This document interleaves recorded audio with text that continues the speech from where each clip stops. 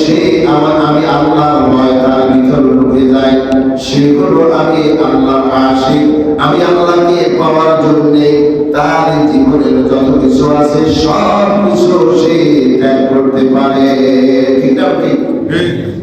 দেখেন আমাদের গতকালকে জাতীয় নির্বাচন চলে গেছে। জাতীয় নির্বাচনে কে হারবে, কে জিতবে, কে হারবে, কে জিতবে, এটা নিয়েই এক মাস ধরে খালি গোল ম্যাচ খাচ্ছে। জামাত হারবে, জিতবে, বিএনপি জিতবে, ওই হাত পাখা হয় সে জিতবে। তারপরে এইভাবে তাদের একটা ধারণা ছিল আমরা জিতে যাব, হ্যাঁ ওকে হারাই দেব। আল্লাহ সুবহানাহু ওয়া তাআলা বলেন এই পৃথিবীটা হলো আমার কাছে একটা মশার পৈর সমান মূল্য নেই। মশার একটা পৈর সেটার মতো দাম নাই। তার কারণ হলো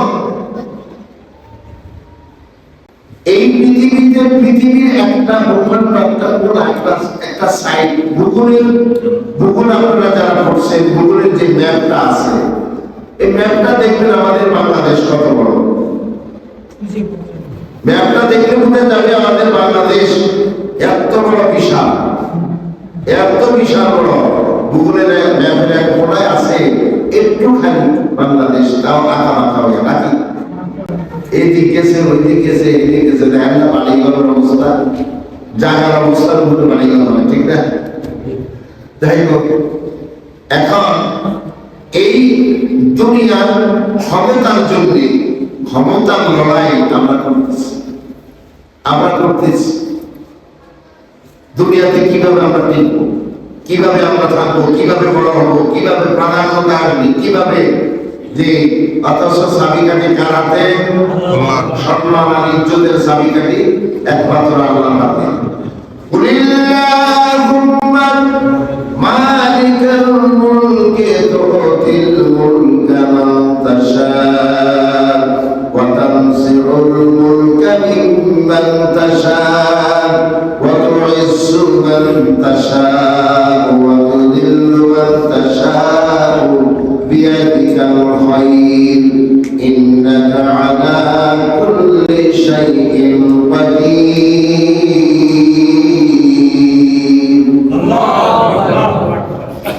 আল্লাহ রাব্বুল আলামিন বলেন মুলকের মালিক তো হওয়ার আমি আর কিছু কিছু ভূখণ্ড, কিছু কিছু টাকা, কিছু কিছু এলাকা, কিছু কিছু দেশ পরিচালনার জন্য চাবিকাঠি আমি রাখি। যদি মনে করেন সারা বাংলাদেশের সমস্ত আলে যার বুক করতো তাহলে একটা সিটও পারত না। ঠিক যার বুক করলে যদি সারাদিন বসে বসে যে যার বুক করতো তাহলে তাদের সিট পারবে না, অর্থাৎ তাদের মসনদে বসার মতো সেই ক্ষমতা আল্লাহ দেয়। ঠিক না? ঠিক মসনদে বসার মতো উপযোগী যাকে করবে সেই হবে। আমাদের এই সামান্য ব্যাপার নিয়ে আমরা অনেক বিষাক্ত মনে করি, হায় হায় তখন আর পৃথিবীর কেউ তাকে ক্ষমতা রাখতে পারবে। এরকম আপনার আমার বেলাও, মৃত্যুর বেলাও, যে কোন ব্যক্তির যদি মৃত্যু এসে যায় ঠেকানোর ক্ষমতা পৃথিবীর কারো নাই। যা আমরা জানি একটু জানি, যদি ইসলাম তাইলেও যদি ইসলাম জানতো তাহলে বুমা দিয়া তাই ব্যবহার করতে পারত। যাই হোক, আপনার আমার সামনে আসতেছে মাহে রমজান। আপনাকে আমাকে প্রস্তুতি নিতে হবে রমজানের জন্য। রমজানের জন্য প্রস্তুতি নিতে হবে ওইভাবে যে যেভাবে আশিক আল্লাহ পাকের জন্য আশিক হয়। যে কবি বলছে যে লাইনের পানির উপর দিয়ে মজনু যখন যাতায়াত করতো তখন দেওয়ালে সুমা খাইত, দেওয়ালে সুমা খাইত, ঘরের মধ্যে সুমা খাইত, মাটি নিয়ে সুমা খাইত, কুকুর যাইত কুকুরের কাছে চিঠি দিত, কুকুর যাইয়া চিঠি দিয়ে আসতো, কুকুরের পায়ে সুমা খাইত। আর এক ব্যক্তি প্রশ্ন করল, কুকুরের পায়ে সুমা দাও কেন? লাইনের বাড়ি তুমি সুমা খাও কেন? লাইনের যাতায়াত পথটা তুমি সুমা দাও কেন? লাইনিকে আমি ভালোবাসি, লাইনি এই রাস্তা দিয়া যাতায়াত করে যার জন্য তার ভালোবাসার পাওটা ওই রাস্তায় মাটিতে লাগে। ওই ভালোবাসার যে পাওটা এই মাটিতে লাগে, এই জন্য হলো আমি ওই কুকুরের পায়ে সুমা দিই, মাটি সুমা দিই, তার সেই যেই ঘরে থাকে ওই ঘরে সুমা দিই। আল্লাহ রাব্বুল আলামিন বলে, দুনিয়ার মানুষ যদি একজনের প্রেমে পড়ে, একজনের ভালোবাসার টানে যদি মানুষ সেরকম হতে পারে, পাগল মারা হয়, আমি আল্লাহ যে আল্লাহ সৃষ্টি করেছি ওই আল্লাহর প্রেমে পড়ার পরে ওই মানুষটাও ঠিক ততটুকু আল্লাহর আশিক হয়ে যায়। আমার আপনার প্রেম থাকতে হবে। এই জন্য হলো শয়তানের তিনটা আইন দিয়ে শয়তানকে আবদ্ধ করা হলো আবেদ আলেম আরিফ, আবেদ আলেম আরিফ, তিনটা আইন শয়তানের ভিতরে লাগানো হয়েছে। কিন্তু সে বড় আলেম, সে বড় আবেদ, আর সেই বড় জাননেওয়ালা, এরপরে হলো সে বড় আশিক না। যদি আমার আল্লাহর আশিক হতো তাহলে ইবলিস শয়তান কোনদিন ইবলিস হইতো না। আল্লাহ পাকের লাওহে মাহফুজে যখন লায়নতের তৌফিক হলো, ইবলিস শয়তান প্রশ্ন করলো, পরওয়ারদিগার, এই লায়নতের তৌফিকটা তুমি কার জন্য রাখলা? এটা কেন আরশে আজিম উঠায়া রাখছেন, লাওহে মাহফুজে রাখলা? আল্লাহ রাব্বুল আলামিন বলেন, এটা হলো আমার অবাধ্য ব্যক্তির জন্য। যখন আমার হুকুম, আমার কথাগুলি অবাধ্য করবে, অমান্য করবে, তখনই আমি আল্লাহ পাকের লানত তার গলায় দিয়ে দিব। এই লানতের মাধ্যমে সে চিরজাহান্নামী হবে। বলেন নাউযুবিল্লাহ। ইবলিস শয়তান সাথে সাথে সিজদায় পড়ে গেল। এক সিজদা দিয়ে 1000 বছর পর্যন্ত সিজদায় পড়েছিল। কিন্তু সিজদা থাকলে কি হবে? সে তো আমার মালিকের আশিক না। আল্লাহর আশিক না হওয়ার কারণে হলো সে হলো আল্লাহর সাথে নাফরমানি করতে বাধ্য হলো। আমার মুসলমান ভাইরা বোনেরা আমার, পর্দার আড়ালের মা বোনেরা, রমজানুল মুবারক মাস আসতেছে, আমার আপনার ঘরের সৌন্দর্য বানাই আর ঘরের সাজসজ্জা সুন্দর করি, কিন্তু আমরা আমার চরিত্র আখলাককে সুন্দর করার জন্য এই মাহে রমজানকে আল্লাহ রাব্বুল আলামিন বানাইছে। সারাদিন আপনার খানা খাদ্য খাওয়ার পরে রাত্রে যখন আপনি শুইতে যাবেন, হয়তো ব্রাশ করবেন না, হয়তো স্নান করবেন, একটা হলো ডাক্তারি সাজেশন, আপনার ওর খাদ্য মুখে আপনি ব্রাশ করে আপনি ঘুমান না, ঘুমাইলে আপনার দাঁতের ক্ষতি হবে, মাটির ক্ষতি হবে।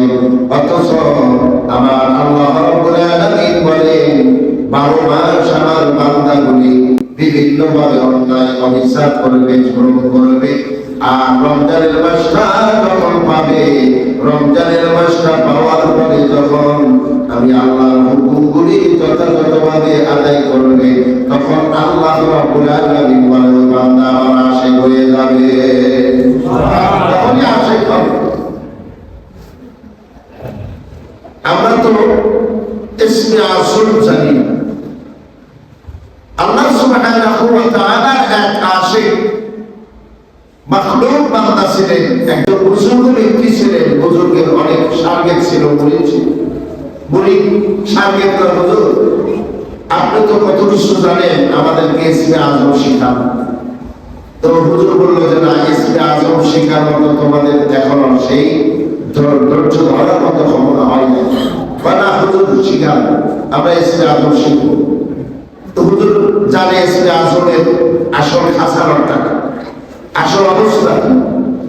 এখন হুজুর বলতেছে ইসমে আযম শিখাবো না, বারবার বিরক্ত করতেছে, ইসমে আযম শিখাবো। ইসমে আযম এমন একটা জিনিস যেটা ইসমে আযম পড়ে যদি কাউকে বদদোয়া করা হয় তাহলে সাথে সাথে সেটা লেগে যাবে।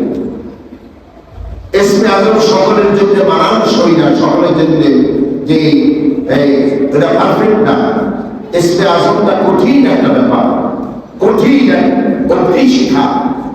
তো হুজুরকে বিরক্ত করতেছে। হুজুর বলে যে ঠিক আছে, আমি ইসমে আজম তোমাকে শেখাবো, কিন্তু তুমি কোন জায়গায় গিয়ে সারাদিন ওখানে দেখবা ওই রাস্তায় কি ঘটনাগুলি, সে ঘটনাগুলি আমাকে বলবা। সকাল থেকে সামনে দাঁড়ায় দেখলো, বিভিন্ন কিছু দেখলো, তার সাইডে সব সাইডে তার কাছে একটা ভয়ানক ব্যাপার ছিল। সেটা ছিল একজন বৃদ্ধ সে এই গরুর গাড়িতে করে কাঠের বোঝা নিয়ে আসতেছে, জঙ্গল থেকে কাঠ কেটে বোঝা নিয়ে বাজারে ঢুকতেছে। এমন টাইমে 3-4 ছেলেদের জানাইলো যে লাঠি আমাদের দরকার। তো বললাম, ভাই বাবা, আমি যে লাঠি বিক্রি করে আমার জীবিকা নির্বাহ করি, আমার সন্তানগুলির জীবিকা নির্বাহ করি, কাজেই আমার এই লাঠিগুলি তোমরা নিতে হলে টাকা দিয়ে দেবে। এখন চলুন যার লোকটা আমাদের দেশে যেরকম কিছু কিছু লোক আছে, জোর করি একটা কিছু আদায় করে নিয়ে যায়। একজন পানি করতে থাকে, এত টাকা চান্দা দিবি, এত টাকা চান্দা দিবি, মনে হয় বাপে মনে হয় টাকা টাকা দিয়ে দিছে কিনা লেগে। এরকম লোক আছে কি নাই? এগুলি আমাদের এই ইলেকশনের আগেই এগুলি আর না ভোটের ভিতরে এগুলি পাস হয়েছে। এগুলি পাস হয়েছে যে এই জুলুম নির্যাতনগুলি আমাদের দেশে বন্ধ করতে হবে। যে সরকারের ক্ষমতা আসন যদি জুলুম আর নির্যাতন, অবিচার, ব্যভিচার যদি বন্ধ করে, তাহলে আমাদের আর অন্য কিছু দরকার না। ঠিক না বেটি? এখন সে বলল যে না, লাঠি আমাকে দিয়ে যেতে হবে। কয় লাঠি দিব না, আমার টাকা ছাড়া লাঠি দিব না। জোরপূর্বক মারধর করে লাঠিগুলি আদায় করে দিচ্ছে। দেওয়ার পরে বৃদ্ধটাকে মাইরা এক পাশে দাঁড়াই দিচ্ছে। সে অসুস্থ হয়ে পড়ে আছে। এই লোকটা সন্ধ্যার সময় হুজুরের কাছে গেল, হুজুরের কাছে গেল, হুজুর তো হুজুর তো জানেন কি দেখে আসছে আজকে। যাই বলবো, হুজুর কি দেখলাম, কি অবস্থান, আমাকে কাল বোঝাই দাও। হুজুর অনেক কিছু দেখলাম, কিন্তু সবচাইতে ভয়ানক একটা জিনিস খারাপ লাগছে। সেই জিনিসটা হলো, একজন বৃদ্ধ মানুষ সেই গরুর গাড়িতে করে সারাদিন কাঠ কেটে সেই জঙ্গল থেকে বাজারে উঠাইতে না উঠাইতে যে নেতা খাতা ধরে তার কাঠগুলি জোরপূর্বক নিয়ে গেছে তারা রান্না করে। এখন হুজুর তখন বললো যে তাহলে তোমার কেমন লাগছে? আমার কাছে খুব খারাপ লাগছে। যদি আপনাকে আগে বলছি, যদি ইসমে আজমটা আমার সেদিন জানা থাকতো, ইসমে আজম যদি আমাকে শিখাইতেন, তাহলে আমি ইসমে আজম করে তাহলে বর্তমান ওখানে বাইরে আনি না। হুজুর বলেন, ও আমার স্বামী, তুমি যাকে দেখেছ, যিনি লাঠির বোঝা বহন করে, যিনি কাঠকে যে বনে থেকে আসছে, ওই তিনি হলেন আমার ওস্তাদ, তিনি ইসমে আজম আমাকে শিখাইছে। ইসমে আজম উনি আমাকে শিখাইছে, উনি হলেন ইসমে আজমের ওস্তাদ। ইসমে আজম তার ভিতরে জানা আছে, জানা থাকার পরেও সেই ওই লোকগুলিকে বদয়া দেয় নাই। তার কারণ হলো একটাই, সে হলো আল্লাহর আশিক, নবীর আশিক, নবী প্রেমিক। সেই লোকটা রাসূল সাল্লাল্লাহু আলাইহি ওয়াসাল্লামকে যখন তাইফের ময়দানে কাফির মুশরিকরা দ্বীনের দাওয়াত দেওয়ার জন্য আমার রাসূল যখন তাইফে চলে গেলেন, মক্কায় যখন টিকতে পারলেন না, মক্কায় যখন থাকতে পারলেন না, মাতৃভূমিতে যখন থাকার সম্ভব হয় নাই, তখন সেই সাহাবীদের সাথে পরামর্শ করে তাইফে চলে গেলেন। তাইফবাসীরা অত্যন্ত নরম মেজাজের মানুষ। তাইফে যায় আমি মানুষকে দ্বীনের দাওয়াত দিব, তাদের কাছে আমার এই দ্বীনের দাওয়াতগুলি তারা গ্রহণ করবে। এই বলে আমার রাসূল সাল্লাল্লাহু আলাইহি ওয়াসাল্লাম তাইফের ময়দানে যখন চলে গেলেন, তাইফের ময়দানে যাওয়ার সাথে সাথে আমার রাসূল তাইফে যায় উপস্থিত হলেন। আর হলো এখান থেকে মক্কার কুরাইশ বংশের সর্দাররা তাইফবাসীকে চিঠি দিয়ে লোক মারফতে পাঠায় বলল, আমাদের দেশের মুহাম্মদ নামে একটা লোক আছে, এই লোকটা গিয়ে যদি তোমাদের মাঝে যদি আমাদের বাপ-দাদার নামের বিরুদ্ধে কোনো কাজ বা কোনো কথা বলে, তাহলে তোমরা ইচ্ছা মতো তাকে শায়েস্তা করে দিতে। বলেন নাউজুবিল্লাহ। তাইফের যত নেতারা আছে, ওই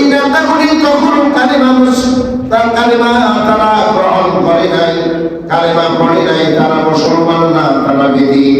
ওই বেদিনের মাঝে যখন দেয়া বলল যে আমি একটা বাণী নিয়ে আসলাম, আমার আল্লাহর পক্ষ থেকে একটা বাণী আল্লাহ আমাকে দিয়ে দিয়েছে, ওই বাণীটা পড়ার পরে তোমার আল্লাহর সাথে তোমার কানেকশন হয়ে যাবে। সুবহানাল্লাহ। বাণীটা যখন শোনালো, যখন আল্লাহ রাসূলের জবান দিয়ে যখন পড়লেন লা ইলাহা ইল্লাল্লাহ মুহাম্মাদুর রাসূলুল্লাহ সাল্লাল্লাহু আলাইহি ওয়াসাল্লাম, তাইফবাসীরা যখন আল্লাহ রাসূলের জবানে কালেমা শুনলেন, যখন কালিমা পড়লেন, সাথে সাথে বলল আমাদের দেশ থেকে তুমি দূর হও, আমাদের দেশ থেকে তুমি অচিরে চলে যাও। যদি আমাদের দেশ থেকে না যাও, তাহলে আমাদের দেশে কিছু সংখ্যক যুবকদেরকে নিয়ে দিব, তোমাকে বেজ্জতি করে তোমাকে এই দেশ থেকে তোমাকে বের করে দিতে পারেন। নাউজুবিল্লাহ। রাসূল সাল্লাল্লাহু আলাইহি ওয়াসাল্লাম বললেন, ভাই আমি তো দুনিয়ার কোনো বাদশার কথা বলি নাই, দুনিয়ার কোনো মানুষের কথা বলি নাই, আমার বাপ-দাদার কোনো প্রশংসা করি নাই। আমি প্রশংসা করছি যিনি তোমাদেরকে আর আমাকে সৃষ্টি করেছেন, যিনি আমাকে নবুয়তের দপ্তর দিয়েছেন, নবুয়তি দিয়েছেন, তিনি হলেন একমাত্র আরশের মালিক আল্লাহ। সাথে সাথে বলল আমরা 360টি দেবতা, 360টি আমাদের মাহবুব, আমাদের খোদা, আমাদের আল্লাহকে তুমি বাদ দিয়ে তোমার কোন দেবতার নাম লইলা, কোন দেবতার কথা বললা? এই কথা বলার পরে বললো আমি কোন দেবতার কথা বলি নাই, তোমরা যে লাত উজ্জার কথা বলছো ওরা হলো আল্লাহ, আল্লাহর বিরুদ্ধে যারা আল্লাহকে মানে না, আল্লাহর বিরুদ্ধে তারা শিরক করে থাকে। আজকে বলো তোমরা লাত উজ্জাকে তোমাদের কথা শুনে না, তোমাদের কোনো কাজ কর্মের অংশীদারিত্ব করে না, তোমাদের কাজ কোনো সহযোগিতা করে, সাহায্য করে, বলল না, এই কথা বলে আমাদেরকে বোঝানো সম্ভব হবে না। যখনই আল্লাহ রাসূল বলল না তোমরা এক আল্লাহকে এক আল্লাহর ইবাদত করো, আল্লাহর দাসত্ব করো, তাগুতকে বর্জন করো, যতক্ষণ পর্যন্ত তাগুতকে বর্জন না করবে ততক্ষণ পর্যন্ত তোমাদের ভিতরে আল্লাহ পাকের রহমত আসবে না। সাথে সাথে যুবকদেরকে লেলিয়ে দিল, যুবকদেরকে যে আল্লাহ রাসূলের পিছনে লাগাইয়া দিল, যা করে পাথর না, যুবকেরা পাথর মারতেছে। ইতিমধ্যে আপনারা দেখছেন একটা ওই যে ইনকালাব মঞ্চের আন্দোলনে একটা হুজুর, তাকে 3-4 জন পুলিশ এসে পিটাইতেছে, সেই একবারে নীরব নিস্তব্ধ হয়ে দাঁড়িয়ে আছে, নড়াচড়াও নাই, কথাও নাই, আ নাই, উ নাই, কোনো শব্দ নাই। তারপরে আরেকটা পুলিশ এসে লড়াইয়া ধরলো, তাকে সরাই আবার তাকে বার করলো, কিন্তু সেই কোনো প্রতিবাদও করলো না, কোনো আর শব্দ করলো না। তারপরে সে ওখান থেকে যখন তাকে মেডিকেলে নিয়ে গেল, শেষ পর্যন্ত যে ডক্টর ইউনুস পর্যন্ত তাকে দেখতে গেছে, তার বেডে দেখতে গেছে। রাসূল সাল্লাল্লাহু আলাইহি ওয়াসাল্লামকে যখন পাথর মারতেছে, রক্ত ঝরে পড়তেছে, সাথে সাথে জিবরাইল আমিন এসে হাজির হয়ে গেল, ইয়া রাসূলুল্লাহ, ইয়া হাবিবাল্লাহ, আপনি আমাকে একবার বলেন, একবার বলেন খালি, আপনি সাথে সাথে আল্লাহর হুকুমে আমার 6,600 পাঠা দিয়ে আমি এই তায়েফবাসীকে আমি নিশ্চয় নাবুদ করে দিব। আমার রাসূল সাল্লাল্লাহু আলাইহি ওয়াসাল্লাম বললেন, জিবরাইল, আমার আল্লাহ রাব্বুল আলামিন দুনিয়ার কোনো মানুষকে বদদুয়া করার জন্য, কোনো মানুষকে অভিশাপ করার জন্য, কোনো মানুষকে ঘৃণা করার জন্য আমাকে দুনিয়াতে পাঠান নাই, আমাকে পাঠাইছেন আমার আল্লাহ, দুনিয়াতে পাঠাইছেন ওয়ামা আরসালনাকা ইল্লা রাহমাতাল লিল আলামিন, রহমত স্বরূপ আমাকে দুনিয়াতে পাঠাইছেন। কাজেই আমি অভিশাপ করতে পারি না, কাউকে আমি বংশনা দিতে পারি না, কাউকে আমি প্রহারের পরিবর্তে, তাদেরকে আঘাতের পরিবর্তে প্রতিঘাত করার জন্য আমাকে আল্লাহ পাঠায় নাই। ওই জমিনে যখন আল্লাহ রাসূলের রক্ত মুবারক প্রবাহিত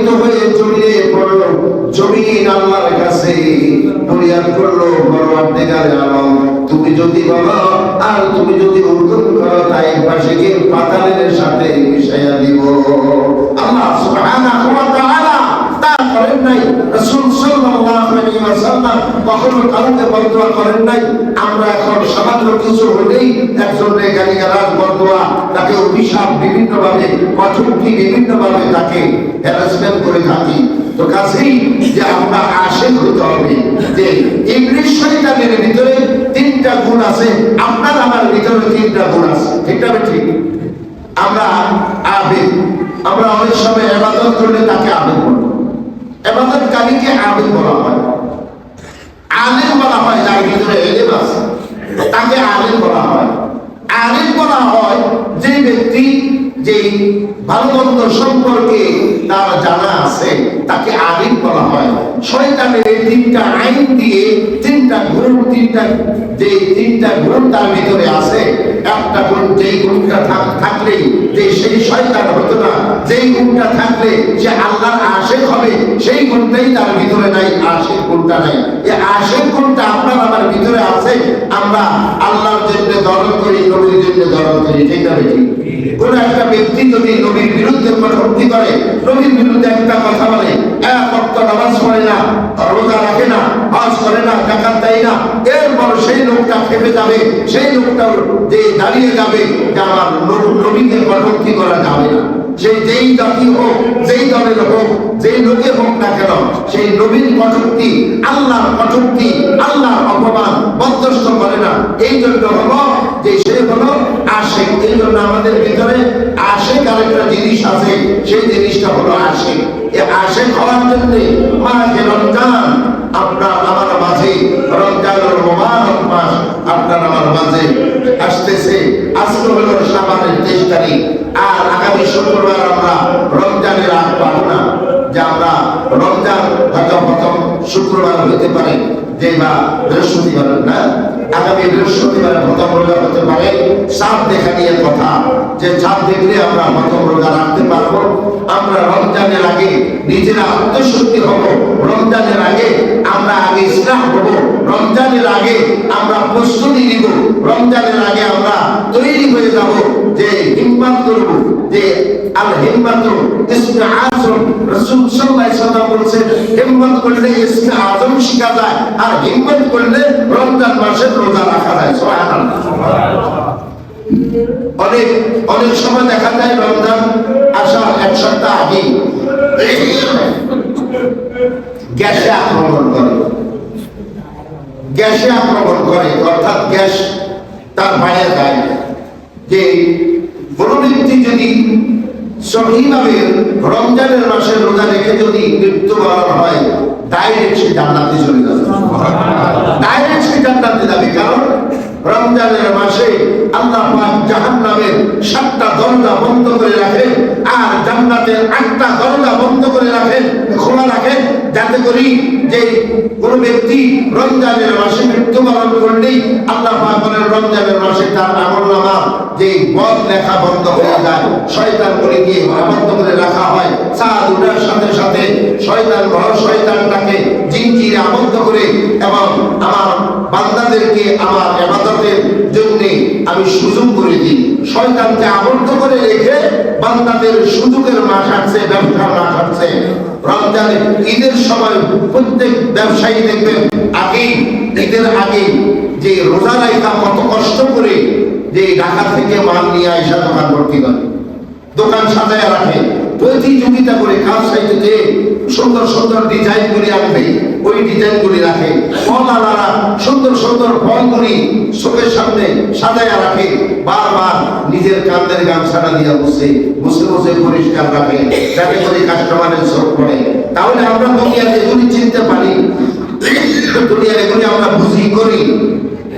আপনার আমার যে আল্লাহর জবরদস্ত একটা হুকুম, আগামী বছর রমজান পর্যন্ত বেঁচে থাকতে পারবো কিনা, রমজানের রোজা রাখতে পারবো কিনা, সেই গ্যারান্টি কারো নাই। কখন কার জানি মৃত্যু হয়ে যায়। এই জন্য হলো ভাই, রমজান আসতেছে, রমজানের প্রস্তুতি আপনাকে আমাকে নিতে হবে আগের থেকে, যেইভাবে আমাদের এই যাতে করে সমস্ত কিছু ত্যাগ করে রোজা রাখার জন্য আমরা প্রস্তুতি নেব, হিম্মত করব, সাহস করব, তাহলে আপনার আমার রোজা রাখা সহজ হয়ে যাবে। যে হাই হাই আমরা কেমনে থাকবো, ওই সকাল ভোর রাত্রে খাবো আর সন্ধ্যার সময় ইফতার করবো। আপনি যদি হিম্মত করেন যে না, যদি রোজা রাখা মহিলাও যাই, রোজা রাখা যদি ক্ষতিও হয়, ক্ষতি করার মালিককে, ভালো করার মালিককে। এমনও তো হতে পারে আপনি রমজানের আগেই, চাঁদ ওঠার আগেই দোয়া করবেন, আল্লাহ রমজানের চাঁদ দেখবো, খুশি হবো, রোজাগুলি রাখবো, তোমার কাছে নিয়ত করলাম। আল্লাহ পাক বলেন ইন্নামাল আমালু বিন্নিয়াত। যদি আপনি সঠিক নিয়ত করেন তাহলে আপনার ওই নিয়তটা আল্লাহ পূরণ করে দিবে। আমরা যদি সঠিকভাবে এইভাবে রমজানের মাসের জন্য আমরা প্রস্তুতি নিই, আল্লাহ পাক আপনার আমার ভিতরে যত রোগ আছে এই রোগগুলি দূর করে দিবে, আগে আপনাকে আমাকে রেডি করে দিবে। এই জন্য হলো সামনে রমজান আসতেছে, আগামী শুক্রবার হয়তো রোজা রেখে আমরা কথা বলতে হবে। রমজানের মাসে আপনি যদিও কোনো কারণবশত বা কোনো একটা হিন্দু দেখবেন রমজানের মাসে মুসলমানের সামনে একটা বিড়ি খানা সিগারেট খায় না, অথচ আমরা মুসলমান হয়ে মুসলমানের সামনে মুসলমান সিগারেট খাই, বিড়ি খাই, দোকানে চা চায়ের দোকানে কাপড় ঝুলাইয়া, যে সালা ঝুলাইয়া ওর ভিতরে যাই আমরা লুকাইয়া খাই। অথচ আপনি খাইতে পারেন না, আপনার বাসা, আপনার রোজা রাখেন, আপনার বাসা খাইয়া যান, আপনি দোকানে যেয়ে খাবেন, আপনার দেখা দেখি আরেকজন আপনার দেখা দেখি সে দেখবে যে ওকে তো রোজা রাখে না, ধরুন একটা রোজা ভাঙলে কি হবে? একটা রোজা যদি আপনি ভাঙে, সারাটা জীবন আপনার ওই রোজার কাপড়া দিয়ে শেষ করা যাবে না। এই জন্য হলো একটা রোজা আপনার এত মর্যাদা, একটা রোজার এত দাম। আল্লাহ রাসূল বলেন কোন ব্যক্তি যদি একটা রোজার পরিবর্তে সারা জীবন সে রোজা রাখে, তাহলে তার ওই কাফারা শেষ হবে না, ওই শেষ হবে না, তার জিম্মাদারি শেষ হবে না, হক আদায় হবে না। কারণ রমজানের মাসে যে ফজিলত, রমজানের মাসে যে সওয়াব, রমজানের মাসে যে ফজিলত, ওই ফজিলতটা অন্য কোনো মাসে দেওয়া হয় না, একে 70 অন্য কোনো মাসে দেওয়া হয় না। ঠিক না বেটি? একটা নেক করবেন, আপনার 70টা নেকের সওয়াব আপনি আমলনামায় লেখা হবে। আপনি এখন বলেন অন্য কোনো মাসে কি এরকম সওয়াবের কথা বলা হয়েছে? কোনো মাসে বলা হয় নাই। এই জন্য হলো আমাদের সামনে রমজান আসতেছে, আমরা রমজানের জন্য প্রস্তুতি নিয়ে নিব, যাতে করে আমরা রমজানের মাসে ঠিকভাবে রোজা রাখতে পারি। এই এরকম একটা নিয়ত করবো, পাকাপোক্ত নিয়ত করবো, যাতে আমরা আল্লাহ পাক আমাদের উপরে রাজি খুশি হয়ে যান, সন্তুষ্ট হয়ে যান। আমরা